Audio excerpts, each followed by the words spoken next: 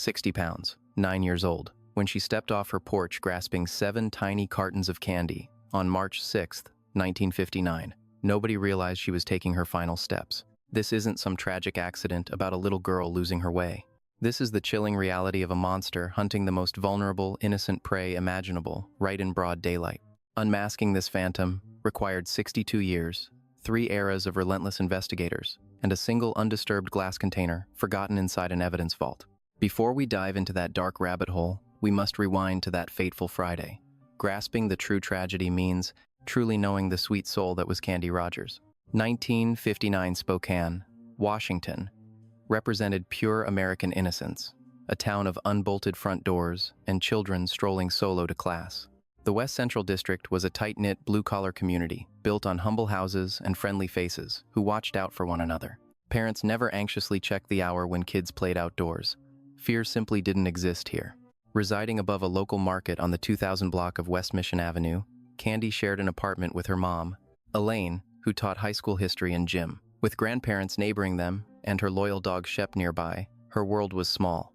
Barely 4'4", 60 pounds, and incredibly timid, she found profound pride as a bluebird in the Campfire Girls of America. It provided purpose. March 6, 1959, marked the highly anticipated kickoff for their annual Mint fundraiser. Dismissed from class at 3:15, Candy hurried to her troop leader's residence by 3:30 to collect her inventory. Her mission was clear: secure a top seller badge to score a complimentary week at summer camp. Being so petite, she could only manage 7 cartons. She returned home, anxiously counting the minutes until the official 4 p.m. kickoff. During that brief window, she enjoyed an oatmeal cookie with her grandma and wrestled playfully with Shep. She eagerly mapped out her neighborhood route, listing guaranteed customers. Fear was absent, pure excitement fueled her. Striking exactly 4 p.m., Candy ventured into the biting March chill, eagerly approaching her first stoop. Twilight drops brutally fast during a Pacific Northwest march. As street lamps buzzed to life by 5:40 p.m., Candy's strict curfew loomed.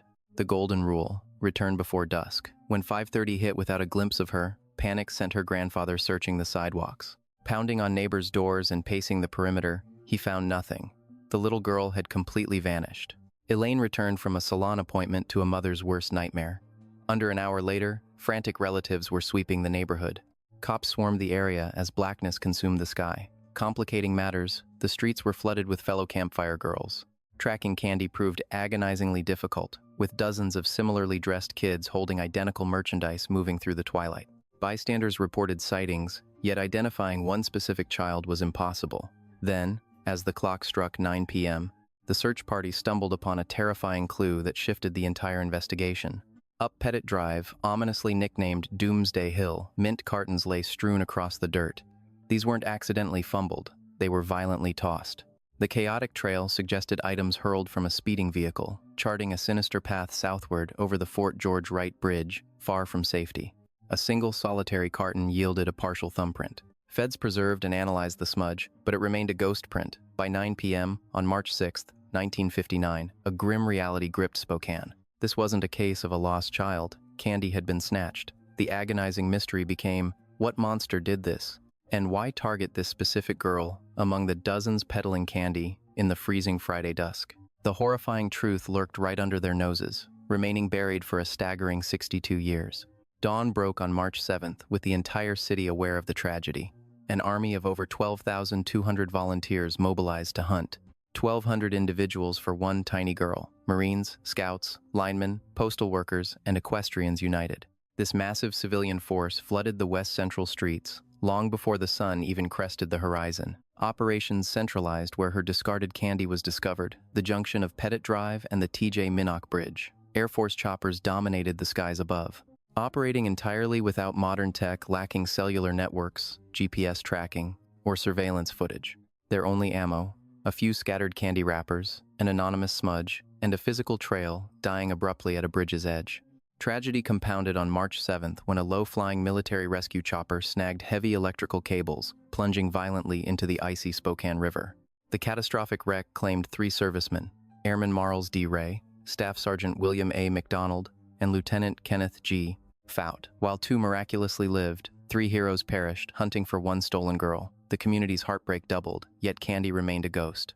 The subsequent days echoed with a deafening, agonizing stillness that terrified the entire community. Nationwide, tips poured in by the thousands. Desperate investigators chased down every single whisper, no matter how faint. Every local deviant with a rap sheet got a knock on their door. Without sex offender lists in 1959, detectives were essentially hunting blind in the dark. Yet, absolutely zero hard evidence tied these creeps to the missing girl. 16 agonizing days ticked by. On March 21st, 2 Fairchild Air Force Base airmen were tracking game through the dense timber off Old Trails Road, roughly 7 miles from where Candy disappeared. Navigating near a desolate rock quarry, a chilling sight stopped them cold. A tiny pair of girls' shoes, deliberately staged at a tree base. They weren't tossed aside, they were posed. Spooked, the men rushed back to report the find, prompting a massive search crew to descend at first light. It took mere moments before a volunteer swept away a mound of dead pine needles and uncovered the unthinkable, Candy Rogers. The child lay concealed beneath decaying branches and timber, hidden roughly 50 yards from the asphalt.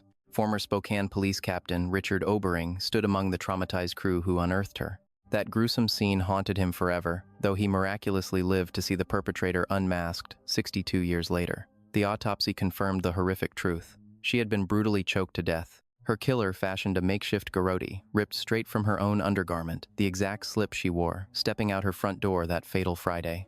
Her tiny ankles were hogtied using another shredded piece of that same fabric.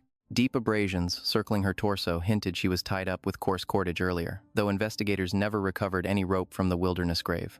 The coroner's report revealed severe sexual trauma, plunging an already devastating tragedy into an unimaginable abyss of absolute depravity. Forensics methodically sealed away every single tragic clue.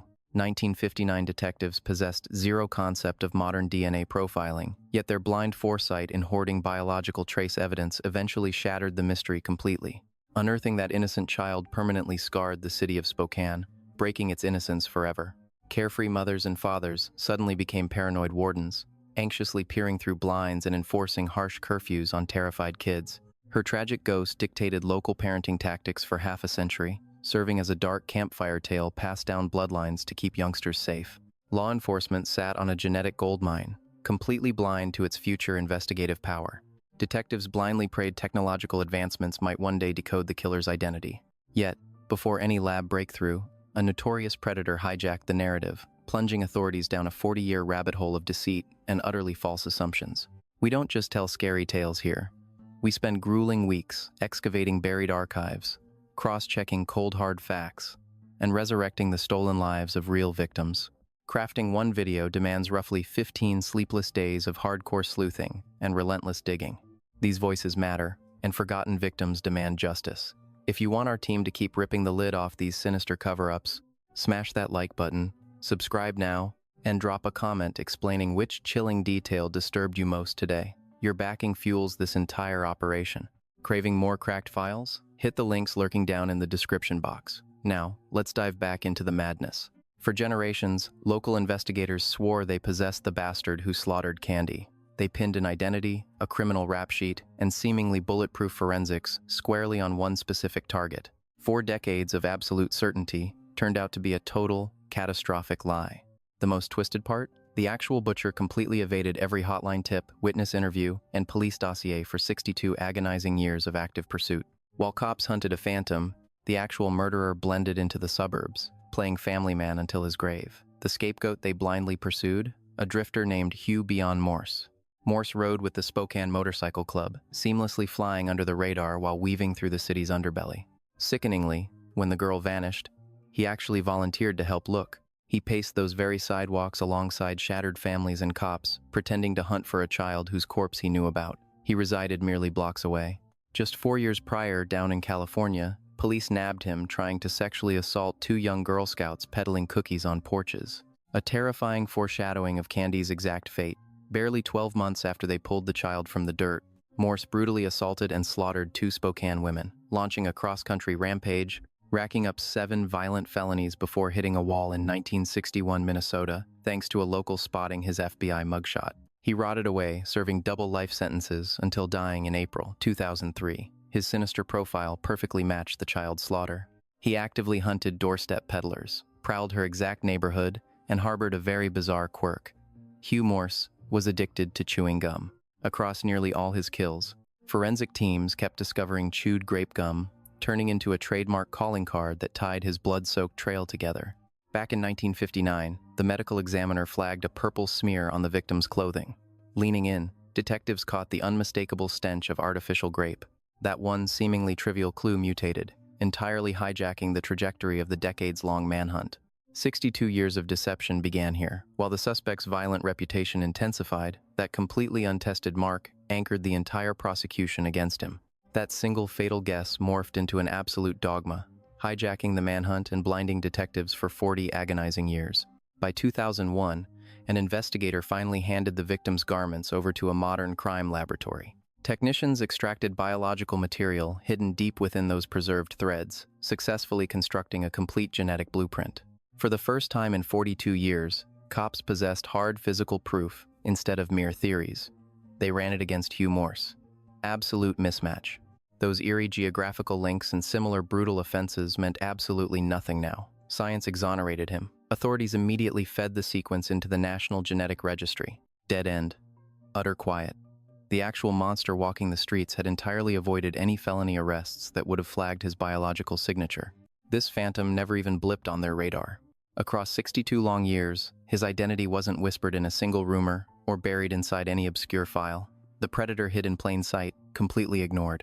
We finally unearthed the chilling truth for one highly specific, incredibly lucky reason. Forget the brilliant cops, the advanced machinery, or that specialized southern facility. Sure, they played a part. Yet everything hinged entirely on a nameless officer's brilliant, split-second choice back in 1959, decades before genetic profiling was even imagined. Some rookie locked the victim's undergarments inside a standard canning jar. That exact move links a slaughtered 9-year-old from 1959 to a 2021 breakthrough. Those heavy transparent walls refuse to decay. They block out dampness entirely and never chemically alter the grim secrets trapped inside. Creating that vacuum-locked vault during an age totally blind to future microscopic science accidentally birthed an absolutely flawless biological time capsule. When modern technicians finally cracked that lid during the early 2000s, the cellular material wasn't just surviving. It possessed enough raw integrity to reconstruct a complete molecular identity. Those 1959 cops blindly protected gold. They secured the nightmare anyway. Meanwhile, Brittany Wright grew up navigating Spokane. Growing up, her folks whispered the victim's name like a dark omen rather than local history. Stay alert. Never forget that butchered child's fate. This unsolved horror deeply infected local parenting tactics for generations long after the blood dried. That haunted local kid eventually transformed into a top-tier forensic analyst for the Washington State Patrol. By 2018, as the regional squad started dusting off dead-end mysteries, this specific, terrifying dossier slammed onto her workspace. This exact moment was no mere coincidence. Back in 2018, West Coast detectives weaponized experimental ancestral tracking to finally unmask a notorious phantom who had slaughtered freely for 40 years. This groundbreaking method involved feeding microscopic suspect evidence into commercial heritage websites, hunting down obscure bloodlines connected to the shadow. Tracing those hidden branches, specialists meticulously mapped out generations until the web collapsed onto one chilling suspect. When that bust shattered global headlines, desperate precincts nationwide yanked out their dustiest boxes, silently praying this controversial magic might solve their own nightmares. Spokane immediately applied that exact hope to their murdered girl, but they hit a massive wall. Even though the jar worked miracles, 60 years of agonizing time had still significantly ravaged the cellular integrity. Bacterial rot had heavily corrupted it. Undeterred, the analysts shipped the compromised vial to an exclusive genetic facility in 2020. They immediately bounced it. The damage was too severe, forcing them to reject the assignment. That devastating refusal nearly killed the investigation entirely. The Federal Registry was completely blind. Standard police work had completely bled dry. Without this ancestral lifeline, the manhunt was permanently dead. Suddenly, rumors surfaced about an obscure testing hub down in Texas, known as Othram. These mavericks tackle the exact impossible, garbage-quality traces that elite institutions outright refused to touch. They had engineered a deeply classified, highly specialized sequencing protocol designed exclusively for shattered, polluted, or practically vanished biological markers. By February 2021, she pitched them the mess. They cautiously agreed to look. She carefully boxed up the final terrifying scraps. It literally boiled down to a few microscopic drops when she shipped it south. Miraculously, those rogue scientists delivered. They successfully constructed a ghost's profile, bouncing it off commercial family trees. The stunning results cornered 3 local siblings, every single one already dead: John Ray Hoff, James Andrew Hoff, and Terry Allen Hoff. Ancestral mapping hits a wall with siblings. Their genetic fingerprints mimic each other too closely, making it impossible to digitally pinpoint which man ruined that innocent girl. Detectives desperately needed fresh blood to compare. Shockingly, just 1 out of those 3 twisted men had reproduced. Only one grim option remained. The lead detective dialed up a clueless daughter who grew up fully convinced her dad had tragically succumbed to mental illness. She was entirely blind to the absolute nightmare rapidly approaching. Over 62 agonizing years of hunting, this monster's identity evaded every single document, never tracked, never questioned, absolutely invisible to the badge. The lead cop dropped the ultimate bombshell at the media briefing. The predator didn't exist to them until September 6th, 2021. Imagine answering the phone and a cold case detective says he needs your help. That single conversation shattered Kathy Hoff's reality forever. Less than 45 minutes later, she marched straight into the Spokane precinct. Deep down, she already knew the truth. Instead of waiting around after that cryptic call, she went online and started digging. During that brief 45-minute window, she uncovered a chilling local legend: a 9-year-old girl slaughtered in 1959 while peddling campfire mints. Stepping through those precinct doors, she was already suffocating under the crushing weight of her own dark suspicions. Without batting an eye, Kathy handed over a genetic sample. The horrifying confirmation arrived on September 8th, 2021. Genetic material pulled from Candy's garments was 2.9 million times more likely to match Kathy's bloodline than a total stranger. Her own flesh and blood left that forensic trace. Yet detectives pushed further, even though John Hoff was already dead. Since a trial or defense strategy was completely off the table, the agonizing burden of absolute proof fell squarely on law enforcement. Demanding bulletproof scientific certainty, authorities secured a judge's order and dragged John Ray Hoff's corpse out of the dirt on September 23, 2021. Findings dropped on October 1st. The odds that the biological evidence on Candy's clothes came from a random guy instead of Hoff? 25 quintillion to 1. That is the number 25 stacked with 18 zeros behind it. Mathematical certainty erased every shadow of a doubt. Case closed. The killer, John Ray Hoff, took his first breath on August 11, 1938, right there in Spokane. Raised on the 2500 block of West College Avenue, this monster was no transient stranger. He was a familiar neighborhood fixture. Looking back, his youth was littered with those glaring, textbook red flags that always breed a predator. At just 16 in 1955, he broke out of an Olympia Youth Detention Center before cops tracked him down around Yakima. Fleeing criminal charges, he enlisted in the armed forces at 17. They stationed him at the Nike missile silos guarding Fairchild Air Force Base, practically in his own backyard. Fast forward to March 6, 1959. He was residing at 221 West Broadway Avenue.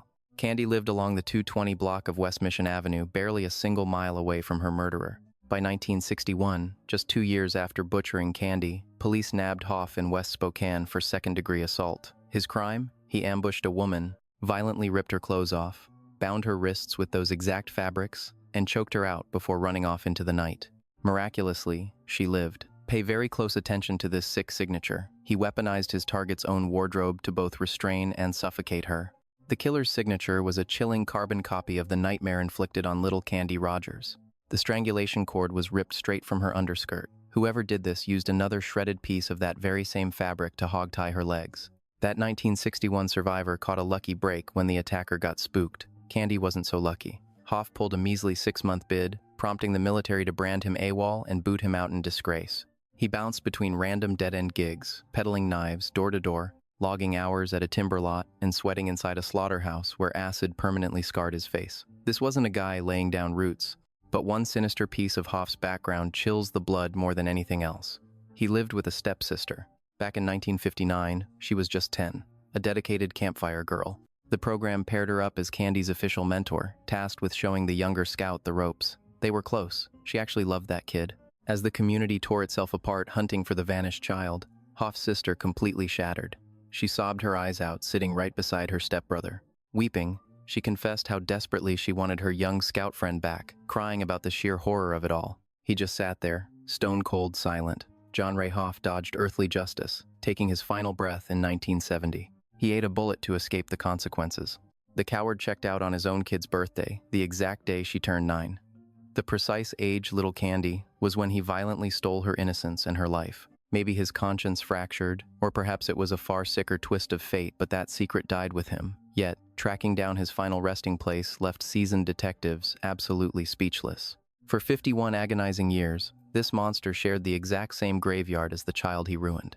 The innocent kid he snatched from the streets and choked to death with her own garments lay resting there, with her destroyer rotting just footsteps away for over 5 straight decades. Her grieving relatives wept at her headstone, begging the universe for answers, completely blind to the phantom lurking beneath the same soil. Hoff remained a ghost, completely dodging the radar of the entire police force. The moment lead investigator Storm finally dropped the genetic bombshell on Hoff's remaining relatives, he didn't mince words at the media briefing. He admitted he took everything those people knew about their past and violently shattered the illusion. That wasn't theatrical flair. His daughter, Kathy, grew up convinced her dad just succumbed to a tragic battle with his own mental demons. It was the comforting lie her bloodline clung to, the only way they could process a sudden, violent exit. But a single sit-down with investigators shattered that entire narrative, unearthing a twisted reality nobody saw coming. The heartbreak, however, lingered. The reality proved infinitely darker. Discovering this monster shared a graveyard with Candy, his relatives took completely unprompted, decisive action. They orchestrated the exhumation of his corpse, relocating it elsewhere to ensure Candy, according to Stormit, might finally rest undisturbed. Hearing this unprecedented gesture left her cousin Joanne entirely overwhelmed. This peace offering from a murderer's bloodline wasn't true retribution, yet it remained the absolute maximum they could physically offer. Then there's the lingering shadow of Hoff's stepsister, a woman currently navigating her 70s. Following the breakthrough, Stormit located her, delivering the devastating truth about her sibling's depravity. His assessment? She was completely shattered. She recalled breaking down right beside John Hoff, weeping over Candy's disappearance, and pouring out her absolute devastation, expressing profound longing for her fellow scout. He just sat, absorbing it silently. She lived decades, bearing an innocent witness's trauma, completely oblivious that the architect of her nightmare was inches away, drinking in her sorrow without a single flinch. Kathy Hoff provided recorded testimony, broadcast during that pivotal November 19th media briefing. No excuses, zero deflection. She expressed profound sorrow that her father brutally extinguished a young girl's spark. She prayed this brought closure, acknowledging that while dodging earthly punishment denied real vengeance, his legacy is now forever stained. The mystery is officially dead. Let the gravity of those words sink in. We'd never see a dramatic trial, a heavy gavel strike, or a judge staring down John Hoff to declare him a monster. Death granted him an easy exit, yet Kathy stepped up, delivering the solitary remaining option. Pure, unfiltered truth. His identity is forever tethered to his atrocities. History is officially rewritten. It falls short of retribution, but it matters deeply. Retired Captain Richarding watched from the crowd. He was among those who discovered Candy's remains back on March 22, 1959. He personally swept away those concealing pine needles, uncovering the gruesome aftermath of John Hoff's darkest urges. That nightmare fueled his thoughts for 62 years. Miraculously, he survived long enough to finally hear the truth. He expressed deep gratitude to a higher power, thankful he drew breath until the very end of this grim saga. A visibly choked-up Detective Stormont faced questions about the exact hours poured into hunting Candy's killer over 62 years. He refused to provide a simple digit. His response? You don't track this in hours, you measure it in human careers. 3 entire eras of investigators obsessed over her. 3 separate cohorts passed the torch, unified by one unspoken, desperate prayer: never stop hunting for her. That final guard refused to quit. Brushing away tears, her cousin Joanne reflected on the absolute, crushing void left behind. Recalling her sweet nature, Joanne mourned her violently shortened existence. A stolen timeline. Candy Rogers was merely 9 years old, a kid chasing scout badges, playing with her dog Shep, eating her grandma's oatmeal treats, and running around a neighborhood she absolutely adored. An entire destiny was rightfully hers to claim, until a freezing Friday in March 1959, when a 20-year-old local soldier living just 1 mile away snatched it all while perfectly dodging suspicion. Her ultimate potential remains a forever mystery, but here is the undeniable truth. Her life carried such weight that 1,200 searchers scoured the earth, and 3 waves of cops refused to bury her file. Her memory haunted a forensic expert from childhood, pushing them to submit one final swab to a lab, entirely rejecting the idea of an unsolvable mystery. And she meant enough that a murderer's own offspring stared down a lens, forcing the globe to permanently associate her father's identity with absolute evil. 62 years, 8 months, and 13 grueling days. That was the agonizing duration of Candy Rogers' wait. Today, that torturous countdown officially dies. It begs a chilling question. How many forgotten files from the 1950s and 60s harbor degrading DNA in some dusty locker, practically screaming for modern tech to expose their secrets? John Hoff executed an eerily similar attack in 1961, walking away with a pathetic 6-month slap on the wrist. Had the justice system actually locked away this predator, would Candy Rogers even be a cold case today? It forces us to ask, what is the true value of justice when a psychopath's sole penalty is posthumous public shaming, decades after his corpse is already turned to ash? The heartbreaking tragedy of Adam Walsh serves as a visceral reminder that a single moment of complacency can shatter a family forever. In 1981, a vibrant 6-year-old vanished from a toy aisle, marking the exact moment American innocence died. This case exposes a haunting truth. Danger can manifest even in the most familiar settings, and systemic failures can turn a rescue mission into a permanent nightmare. The ultimate lesson from Adam's story is the power of transformative vigilance. We must honor his memory by refusing to remain silent or passive in the face of child safety gaps. Adam's parents turned their unimaginable evil into an unbreakable safety net, pioneering the Code Adam protocol and federal laws that have since rescued over 360,000 children. Your awareness is a child's greatest shield. We must treat every Code Adam page not as a routine announcement, but as a sacred call to protect the vulnerable. Let us vow that Adam's sacrifice remains a permanent catalyst for change, ensuring that every stolen child has a path back home. Adam became a guardian angel for a generation. Now, it is our duty to carry that torch.